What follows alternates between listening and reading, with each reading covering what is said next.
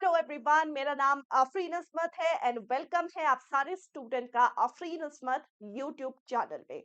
तो स्टार्ट करने से पहले सबसे पहले अगर आप में से किसी भी स्टूडेंट ने अब तक हमारे चैनल को सब्सक्राइब नहीं किया है, please subscribe the channel and press the bell notification icon. आप सारे स्टूडेंट्स के लिए ही ये चैनल मैंने बनाया है। तो रिसेंटली CAA जो है वो लॉन्च हो चुका है, इम्प्लीमेंट हो चुका है और आप सबने न्यूज़ देख ली है कि मिनिस्ट्री ऑफ होम अफेयर्स ने नोटिफाई किया है कि सिटीजनशिप अमेंडमेंट रूल्स 2024 और इन्होंने इम्प्लीमेंट कर दिया है सिटीजनशिप अमेंडमेंट एक्ट CAA। तो अब CAA को लेकर बहुत सारी न्यूज़, बहुत सारे रूमर्स, बहुत सारे प्रोटेस्ट, बहुत सारी चीजें चल रही हैं। आज के सेशन में मैं आप सारे के सारे स्टूडेंट को CAA complete information full description के साथ देने वाली हूँ, ठीक है। तो वीडियो को एंड तक जरूर से देखिएगा if you want to gain some information regarding the CAA, ठीक है। ओके, स्टार्ट करते हैं CAA की। है क्या CAA? What is this all about? CAA ये एक इलीगल इमिग्रेंट्स की डेफिनेशन को अमेंड करने के लिए सरकार के द्वारा लॉन्च किया गया है। भाई, ये रिलीजन कौन कौन से रिलीजन? हिंदू, सिख, पारसी, बुद्धिस्ट, जैन और क्रिश्चियन, यानी ये कितने रिलीजन है? 6 रिलीजन। 3 डिफरेंट कंट्रीज, हमारी नेबरिंग कंट्री यानी पाकिस्तान, अफगानिस्तान और बांग्लादेश से जो इंडिया में इलीगल इमिग्रेंट्स, इन 3 नेबरिंग कंट्रीज कौन कौन सी? पाकिस्तान से, अफगानिस्तान और बांग्लादेश से, ये 6 रिलीजन के जो भी लोग हमारे इंडिया में रह रहे हैं, इलीगली रह रहे हैं, विदाउट एनी प्रॉपर डॉक्यूमेंटेशन रह रहे हैं, उनको citizenship, fast track citizenship provide करने के लिए ये CAA सरकार के द्वारा इम्प्लीमेंट किया गया है। अब यहाँ पर आप लोगों को ये पता होना चाहिए 6 रिलीजन है और ये पता होना चाहिए 3 डिफरेंट कंट्रीज हैं। अच्छा, इनका मकसद क्या है? क्योंकि ये 3 जो कंट्रीज हैं neighbouring, Pakistan, Afghanistan and Bangladesh, these are Muslim dominated countries. और कोई भी ऐसा व्यक्ति जिन्होंने ये रिलीजियस के ऊपर या रिलीजन के ऊपर डिस्क्रिमिनेशन फेस किया है या उसकी वजह से वो इन 3 नेबरिंग कंट्रीज से फ्लेड होकर इंडिया के अंदर आए हैं विदाउट एनी प्रॉपर डॉक्यूमेंटेशन। कौन कौन से रिलीजन के लोग? Hindu, Sikh, Parsi, Buddhist, Jain and Christian, in 6 religion में से कोई भी लोग। तो अगर इलीगली वो रह रहे हैं तो इन्हें, क्योंकि on the ground of the religion इन्हें प्रोसिक्यूशन फेस करना पड़ा है अपनी कंट्रीज में और वो इलीगली रह रहे हैं हमारे इंडिया में, ये फास्ट ट्रैक सिटीजनशिप प्रोवाइड करेगा ये CAA, ठीक है। They will be granted as the fast track Indian citizenship सिर्फ 5 ईयर में। पहले 11 साल में उन्हें सिटीजनशिप मिलती थी, अब उन्हें फास्ट ट्रैक सिटीजनशिप मिलेगी सिर्फ कितने टाइम पर? सिर्फ 5 इयर्स में, सिर्फ 5 साल के अंदर, ठीक है। आगे बढ़ते हैं। ये एक्ट जो है, जो कि अमेंड करता है सिटीजनशिप एक्ट 1955 का, also provide for the cancellation of overseas citizen of India registration where the OCI card holders had violated any provision of the citizenship। Overseas citizen of India ये लिखा हुआ है यहाँ पर। OCI क्या होते हैं? ओवरसीज सिटीजन ऑफ इंडिया ये एक ऐसे इंडियंस होते हैं जिन्हें सिटीजनशिप मिली होती है, ठीक है, इंडियन ओरिजिन के पर्सन होते हैं। उनको अनलिमिटेड ट्रैवल की, अनलिमिटेड काम की सिटीजनशिप, अनलिमिटेड रहने की सिटीजनशिप हमारे इंडिया की मिली होती है, ठीक है। ये कहने को है इंडियन, टेक्निकली नॉर्मल सिटीजनशिप से इन्हें अलग रखा जाता है। क्यों? क्योंकि ये सकते हैं, बिज़नेस कर सकते हैं, लैंड होल्डिंग्स ले सकते हैं हमारे इंडिया में, अनलिमिटेड ट्रैवल कर सकते हैं, अनलिमिटेड टाइम के लिए रह सकते हैं ओवरसीज़ सिटिज़न्स ऑफ इंडिया, ठीक है? लैंड भी ले सकते हैं, बिज़नेस भी जमा सकते हैं, टैक्सेस भी भरते हैं, सब ठीक है। लेकिन ये वोट नहीं देते। नॉर्मल सिटीजनशिप से हमसे वो अलग क्यों है? क्योंकि इनको वोट देने की परमिशन नहीं है, ठीक है? दूसरी बात जो है, वोटिंग के साथ-साथ ये कोई भी गवर्नमेंट पोज़ीशंस को होल्ड नहीं कर सकते। तो ये जो सीएए है, ये ओवरसीज़ सिटीज़न ऑफ इंडिया के जो उनका स्टेटस है, उसे भी कैंसल कर सकता है इन केस अगर उन्होंने किसी भी तरीके का कोई भी वायलेशन कर रखा है, ठीक है? तो बेसिकली ये सबके लिए है, ठीक है? ये 6 रिलीजन के लोग जो 3 जगह से आए हैं, रिलीजियस ग्राउंड के बेसिस पे उन्हें हटाया गया है या फिर वो उन्होंने कोई उत्पीड़न सहा है या उसके अलावा जो ओवरसीज़ सिटीज़न ऑफ इंडिया है, जो कि काफ़ी अगर कंट्रोवर्शियल देखा जाए, क्योंकि वो सब कर रहे हैं but they are not allowed to vote, they are not allowed to hold the government offices. उनकी भी क्या है, उनकी भी सिटीज़नशिप या उनका भी जो स्टेटस है हमारे इंडिया में, उसे भी हटाने की पर रखता है ये सीएए, ठीक है? नेक्स्ट अगर हम बात करते हैं कौन एलिजिबल है। डेट कौन सी, ऐसा नहीं है कि कभी भी आ रहे हैं, कैसे भी आ रहे हैं, नहीं। यहाँ पर एक पर्टिकुलर डेट डिफाइन करी गई है, वो डेट ध्यान से सुनो। सीएए 2019 अप्लाई होता है सिर्फ उनको जो फोर्स्ड हुए हैं या कंपेल्ड हुए हैं कि वो सीक शेल्टर हमारे इंडिया में, यानी उन्हें मजबूर किया गया है कि वो हमारे इंडिया में शेल्टर ले, किसी भी ground on the ground of the religion. एम है उन लोगों के इलीगल माइग्रेशन को प्रोटेक्ट करना, जो कि मैंने अभी आपको बताया। डेट क्या है, बहुत इंपॉर्टेंट है। यहाँ में अपनी फास्ट ट्रैक सिटीजनशिप के लिए सिर्फ वो इलीगल इमिग्रेंट्स अप्लाई कर सकते हैं जो कि हमारे इंडिया में दिसंबर 31 2014 तक उससे पहले आ गए हैं। 2014 के बाद का नहीं बोला गया है। दिसंबर 31 2014 या फिर उससे पहले के जितने भी इलीगल इमिग्रेंट्स हैं हमारे इंडिया में, उन फास्ट ट्रैक सिटीजनशिप प्रोवाइड करेगा सीएए, ठीक है? डन है। आगे बढ़ते हैं, ये तो एलिजिबिलिटी हुई। ये एक्ट जो है वो अप्लाई नहीं होता, कहाँ कहाँ अप्लाई नहीं होता, यहाँ पर एलिजिबिलिटी की बात कर रही हूँ। सबसे पहले कट ऑफ डेट, कौन अप्लाई नहीं होते, 2014 के बाद जो आए हैं वो फास्ट ट्रैक सिटीजनशिप के लिए अप्लाई नहीं कर सकते। अब अगर हम बात करते हैं और इसमें क्या क्या टर्म्स एंड कंडीशन है, ये जो बिल है, ये तो एक्ट है, ये अप्लाई नहीं होता उन एरियाज में जो कि कॉन्स्टिट्यूशन के छठे शेड्यूल में मेंशन है, जो कि डील करता है ऑटोनॉमस ट्राइबल डोमिनेटेड रीजन, जो कि आसाम, मेघालय, त्रिपुरा और मिजोरम में है। तो ये जो ट्राइबल डोमिनेटेड एरिया है, कहाँ-कहाँ, असम में, मेघालय में, त्रिपुरा में और मिजोरम में। और इसके अंदर अगर हम बात करते हैं, जो छठे शेड्यूल में मेंशन है कॉन्स्टिट्यूशन के वो एरियाज, उन एरियाज में सीएए एप्लीकेबल नहीं है किसी तरीके से। एडिशनली ये एक्ट जो है वो अप्लाई नहीं होगा राज्यों में जो कि इनर लाइन परमिट रेजीम के अंदर है, जैसे कि अरुणाचल प्रदेश, नागालैंड और मिजोरम। तो यहाँ पर भी सीएए जो है वो लागू नहीं होगा, ठीक है? डन है।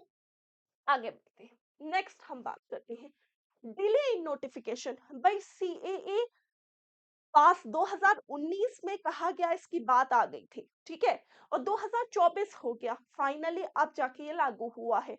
क्यों डिले हुआ? क्योंकि बहुत सारे प्रोटेस्ट चल रहे हैं इसके अगेंस्ट। जगह अलग-अलग ग्राउंड, अलग-अलग थिंकिंग के बेसिस पर इसके अगेंस्ट प्रोटेस्ट चल रहे हैं हमारे इंडिया में, ठीक है? One of the very common protest जो आप सब जानते हैं, वो on the basis of right to equality, ठीक है? राइट टू प्रैक्टिस रिलीजन या फिर रिलीजन के बेसिस पर या राइट टू इक्वालिटी के बेसिस पर यहाँ पर चल रहा है। उन्हीं सारी चीज़ों को एक बार देख लेते हैं। क्यों डिले हुआ नोटिफ़िकेशन में? क्यों जो है अब जाके फाइनली ये लागू हुआ है 2019 के बाद अब 2024 में जाकर इसे क्यों लागू किया गया है? वन प्राइम रीज़न जो कि ये बिल का अपोज़िशन किया जा रहा है, वो कुछ स्टेट्स में बहुत ज़्यादा किया जा रहा है, ख़ास करके असम में और त्रिपुरा में। असम में जो प्रोटेस्ट है, वो जो है परमानेंटली अल्टर करेगा डेमोग्राफिक ऑफ द स्टेट। देखो, असम में ये जो प्रोटेस्ट है सीएए का, वो इसलिए बहुत ज़्यादा हो रहा है क्योंकि असमीज़ जो लोग हैं, असम के जो लोग हैं, वो कह रहे हैं कि उनके पास उन्होंने इतने इल्लीगल इमिग्रेंट्स को शेल्टर दे रखी है। अगर हम थोड़ा बैक जाते हैं, तो उस समय जो राजीव गांधी हमारे इंडिया के प्राइम मिनिस्टर थे, की अगर हम बात करें तो उस समय एक डील साइन करी गई थी जिसमें ये कहा गया था कि इलीगल इमिग्रेंट्स को डिपोर्ट किया जाएगा उनकी कंट्रीज में। ये बिल कह रहा है कि नहीं भाई, हम तो उनको फास्ट ट्रैक सिटीजनशिप प्रोवाइड करेंगे। असमीज लोग का क्यों इसमें बहुत ज़्यादा नेगेटिव रोल है, या क्यों वो बहुत ज़्यादा नेगेटिव ले रहे हैं? वो इसलिए वो कह रहे हैं कि अगर हमारे स्टेट में आप इतने सारे इल्लीगल इमिग्रेंट्स को फास्ट ट्रैक सिटीजनशिप ऑर्डर कर रहे हो और उन्हें लीगल पार्ट बना रहे हो इंडिया का, तो इससे जो हमारा डेमोग्राफिक कल्चर है, जो हमारी डेमोग्राफी है, जो हमारा कल्चर है, उसको खतरा होगा। भाई इतने लोग बाहर के भग जाएँगे तो असमीज़ जो कल्चर है वो कहीं न कहीं दब जाएगा, ठीक है? तो हम अपने कल्चर को नहीं दबना चाहते, हम अपने कल्चर को ज़िंदा चाहते हैं। आने वाले टाइम पर ये कल्चर पूरी तरीके से खत्म ना हो जाए, हमारी डेमोग्राफी, हमारी इंटीग्रिटी मेंटेन रहे, इसीलिए असमीज़ लोगों का इसमें काफ़ी ज़्यादा नेगेटिव रिएक्शन है और इसीलिए काफ़ी ज़्यादा प्रोटेस्ट जो है, specially in the state of Assam देखने को मिल रहा है। आप न्यूज़ देख रहे हो, कितने बैरिकेड्स लगाए जा रहे हैं, कितने लोग जो है वो रास्ते में हैं against this bill, this act, against this act, ठीक है? अब अगर हम बात करें आसाम में, ये वायलेशन जो है वो 1985 का आसाम अकॉर्ड, इसके अगेंस्ट देखा जा रहा है, ठीक है? ये वही है जो मैं बात कर रही हूँ, ठीक है? 1985 का असम अकॉर्ड जो है उस समय के प्राइम मिनिस्टर राजीव गांधी के द्वारा साइन किया गया था, जो कि उस समय ये एक था, अ, असम अकॉर्ड में ये कहा गया था कि जितने भी इमिग्रेंट्स हैं, फॉरेन इमिग्रेंट्स हैं जो कि असम में आए जनवरी 1966, लेकिन 1967 उनको जो सिटीजनशिप की मांग करी जा रही थी वो खत्म करना था और उनसे कहा गया कि थोड़े लोगों को हम सिटीजनशिप दे देंगे, लेकिन उसके अलावा बाकी सारे इलीगल इमिग्रेंट्स को हमें डिपोर्ट करना है या फिर डिपोर्ट कर दिया जाएगा उन्हीं के कंट्रीज में, ताकि जो असमीज कल्चर है वो डिस्टर्ब्ड ना हो, डेमोग्राफी चेंज ना हो, ठीक है? तो ये जो असम अकॉर्ड जो समझौता था 1985 का असम का, वो जो है उससे ये सीएए क्या कर रहा है, वायलेट कर रहा है। इसकी वजह से आसाम में काफ़ी ज़्यादा इसके बारे में प्रोटेस्ट देखी गई है। अगर हम बात करें कट ऑफ डेट जो सिटीजनशिप की सीएए में है, वो 31 दिसंबर 2014 है, जैसा कि आपको मैंने बताया कि अब हम ये कह रहे हैं कि जितने भी लोग 2014 या फिर उससे पहले हमारे इंडिया में आ चुके हैं illegally from this 6 religion, from this 3 neighbouring countries, उन सबको हमें फास्ट सिटीजनशिप प्रोवाइड करना है सिर्फ 5 साल के अंदर, जो कि पहले 11 साल ले रही थी। पूरी-पूरी असम अकॉर्ड या पूरा-पूरा जो असम का 1985 का समझौता, उसके अगेंस्ट जा रहा है ये बिल, जिसकी वजह से असमीज लोग काफ़ी ज़्यादा गुस्से में हैं इस बिल को लेकर। ये प्रोटेस्ट जो है वो सिर्फ नॉर्थ ईस्ट कन्फाइंड नहीं है, ये प्रोटेस्ट बाकी की कंट्रीज, बाकी पार्ट्स में भी चल रहा है। जैसे कि फॉर एग्जांपल सुप्रीम कोर्ट में बहुत सारे मल्टीपल पिटीशंस जो हैं वो फाइल हुए हैं कि ये चैलेंज कर रहा है सुप्रीम कोर्ट्स के वो कॉन्स्टिट्यूशन के कुछ राइट्स को। जैसे कि पिटिशनर्स ने कहा है कि ये लॉ एंटी मुस्लिम है। बहुत ज़्यादा इस समय जो फ़ोकस में है सीएए, वो इसलिए क्योंकि कहा जा रहा है ये एंटी मुस्लिम है। या आर्टिकल 14 जो कि राइट टू इक्वालिटी, अभी मैंने आपको बताया, आर्टिकल 14 हमारे लिए क्या है, राइट टू इक्वालिटी, ये उसके लिए नहीं है। आपने पूरी तरीके से मुस्लिम्स को अलग कर दिया है। ठीक है? तो पूरे तरीके से आपने मुस्लिम्स को अलग कर दिया है, आपने सिर्फ कहा है हम 6 रिलीजन के सिटीजन्स को फास्ट ट्रैक सिटीजनशिप देने का काम करेंगे, ठीक है? तो ये सीधी तरीके से कहा गया है कि ये राइट टू इक्वालिटी नहीं है। यहाँ पर काफ़ी सारी चीज़ें हैं बोलने को, काफ़ी सारी चीज़ें हैं बताने को। वन ऑफ द रीज़न जो सरकार की तरफ से आया है, why it is not anti Muslim. सरकार ने कहा, इसको कोई लेना-देना नहीं है जो भारत के मुस्लिम्स हैं, जिनके पास ऑलरेडी सिटीज़नशिप है, उनसे कोई लेना-देना नहीं है। भाई तुम रह रहे हो, तुम आराम से रहो। मैं रह रही हूँ, मैं सिटीज़न हूँ इंडिया की, मैं मुस्लिम हूँ, मैं रह रही हूँ, आराम से तुम रहो, तुमसे कोई मतलब नहीं है।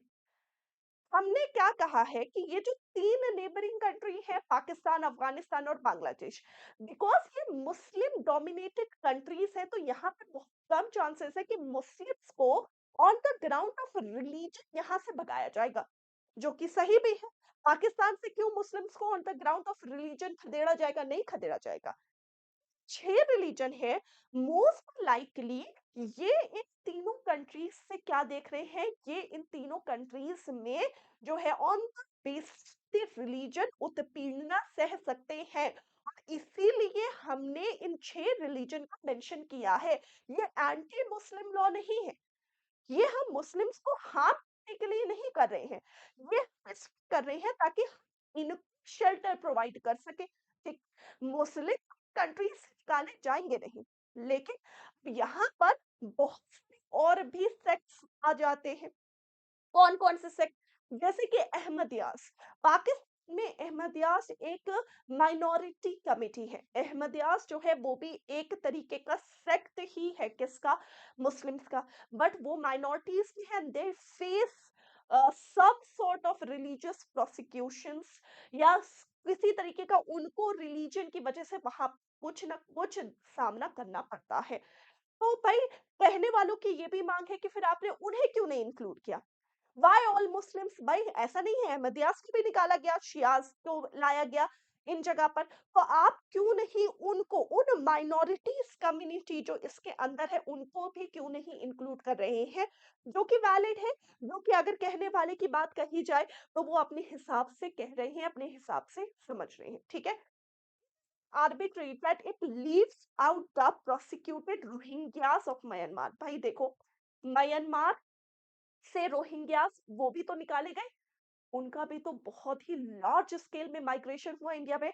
आपने उन्हें क्यों नहीं सिटीजनशिप दी? आपने उनकी क्यों नहीं बात करी? ठीक है भाई, ये भी तो उत्पीड़ना सहकर आए हैं।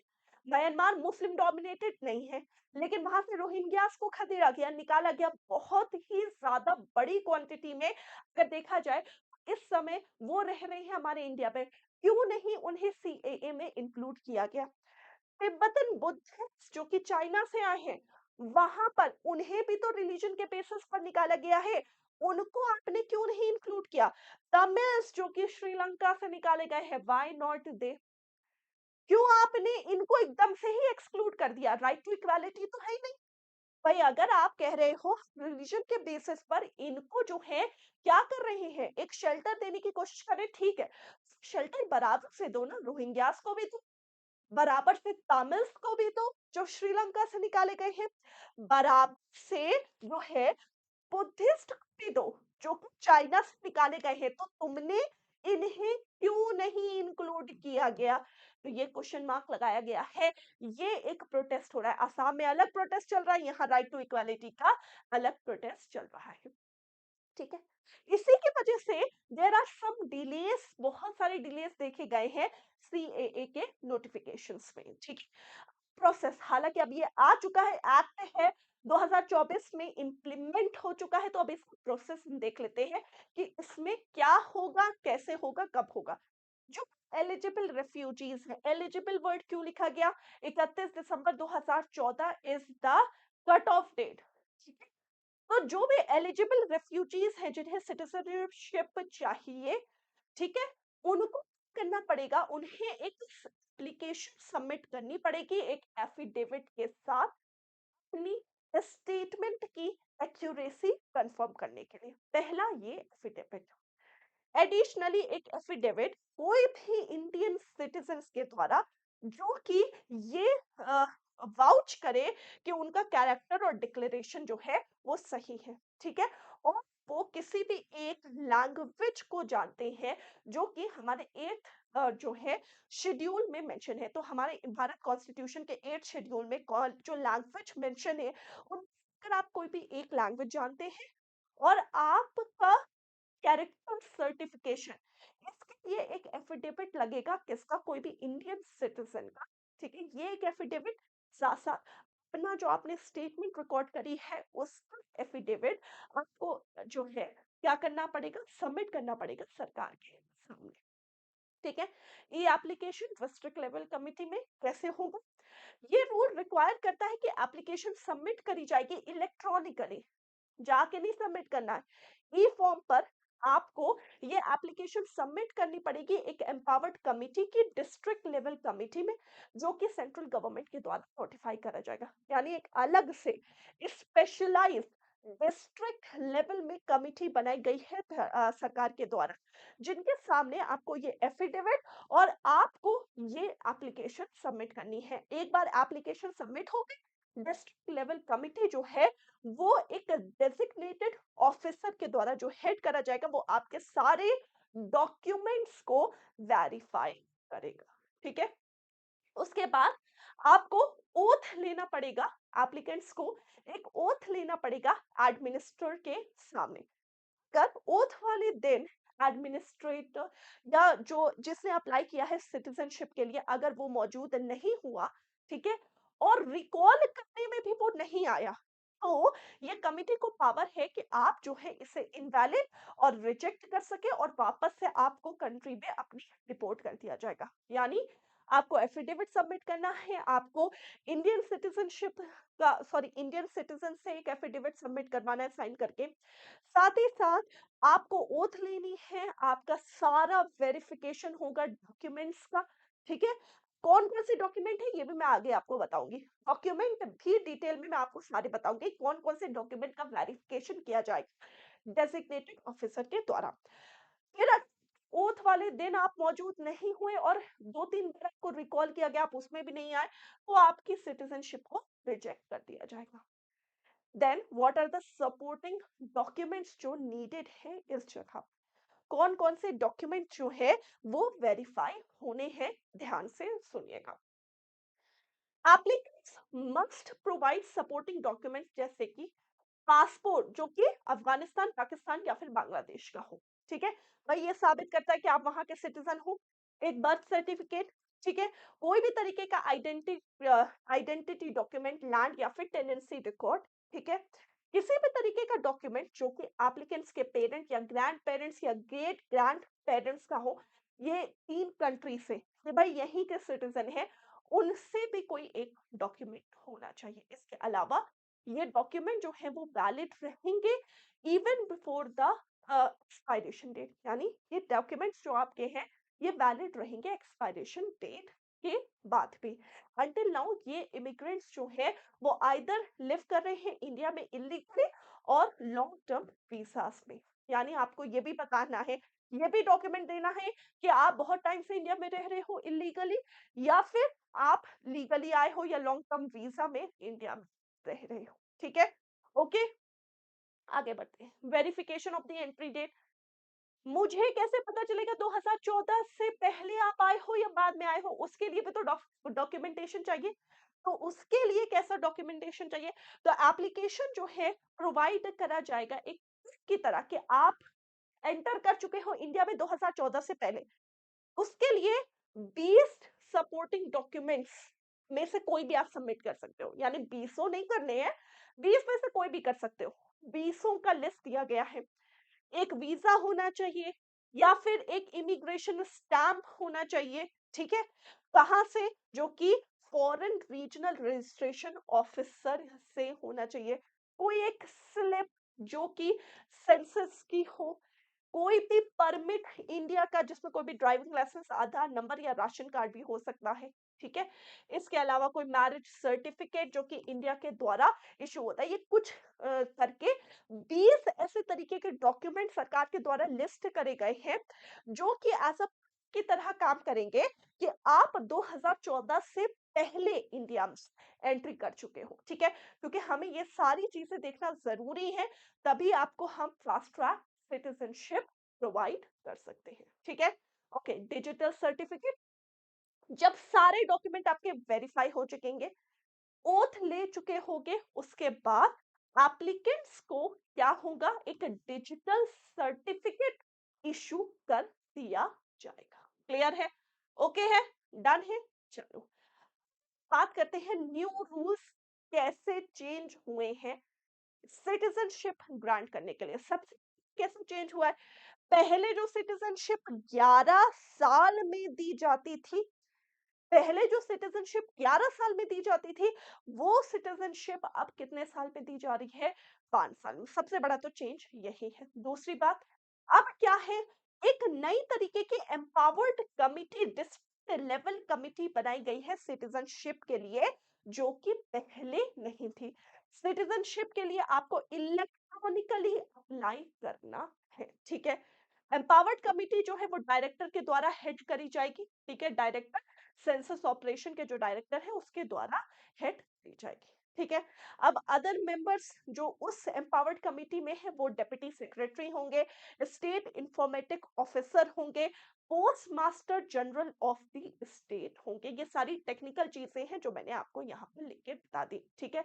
ये कमिटी के बारे में एक्स्ट्रा इंफॉर्मेशन है कि कमिटी में कौन डायरेक्टर होगा, कौन जो है वो उसमें लागू होगा, ठीक है? डन है? तो आज की क्लास में मैंने कोशिश करी है आपको सीएए पूरी डिटेल में बताने की, ठीक है? क्यों इसके खिलाफ प्रोटेस्ट हो रहा है, क्यों असम में प्रोटेस्ट हो रहा है, राइट टू इक्वालिटी कैसे यहाँ पर वायलेट करी जा रही है, ठीक है? सरकार ने अपनी तरफ से क्या पक्ष रखे हैं उसके लिए, ठीक है? इसके अलावा कैसे आपको अप्लाई करना है फॉर द सिटीजनशिप, ठीक है? कैसे कमिटी वर्क करेगी, कौन-कौन से 6 रिलीजन है, कौन-कौन सी 3 कंट्रीज हैं, सारी चीजें मैंने आपको इन डिटेल सीएए के बारे में बताई है। आई होप सो ये सेशन आपके लिए बहुत ज्यादा यूजफुल रहा होगा। वीडियो पसंद आई तो प्लीज लाइक एंड शेयर करना मत भूलिएगा। Thank you so much for joining this session. Thank you so much. उम्मीद करती हूँ ऐसे ही इंफॉर्मेटिव सेशंस के साथ मैं आप सबसे मिलती रहूं आगे भी, ठीक है? लाइक एंड शेयर जरूर से करिएगा और चैनल को अगर अभी तक आपने सब्सक्राइब नहीं किया है, please subscribe this channel and press the bell notification icon. Thank you so much. Till then take care. Bye bye bye everyone. Take care guys. Bye.